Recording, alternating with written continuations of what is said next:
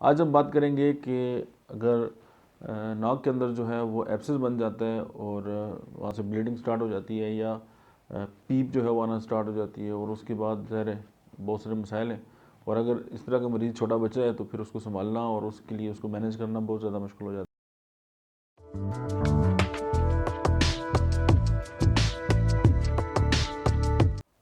बिस्मिल्लाहिर्रहमानिर्रहीम, अस्सलाम वालेकुम। मेरा नाम डॉक्टर अहमद इजाज़ है और मैं सिविल योमी क्लिनिक्स एबटाबाद से आपसे मुखातब हूँ। आज हम बात करेंगे कि अगर नाक के अंदर जो है वो एब्सेस बन जाता है और वहाँ से ब्लीडिंग स्टार्ट हो जाती है या पीप जो है वो आना स्टार्ट हो जाती है और उसके बाद ज़ाहिर है बहुत सारे मसाइल हैं।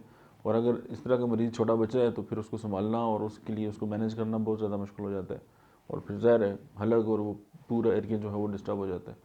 और अगर आपके पास इस तरह के पेशेंट हैं और आपकी साथ जुड़े हुए लोगों में ये मसला बार बार होता है तो फिर आज हम आपको उसका हल बताते हैं कि होम्योपैथी की दो अद्वियात जो हैं वो इस हवाले से जो है वो बहुत ही इफ़ेक्टिव हैं और आप इन दोनों को उनका आपस में बड़ा अच्छा रिलेशन भी है। एक है काली बाइक्रोमिकम 200 मिल है और दूसरी हैपर सल्फ है।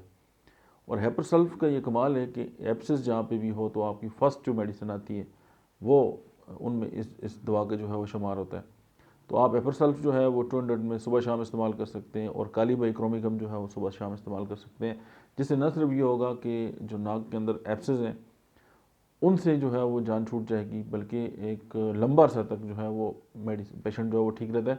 होम्योपैथी का एक कमाल ये है कि होम्योपैथिक से जो पेशेंट ठीक होते हैं ये लॉन्ग लास्टिंग जो है वो ट्रीटमेंट है।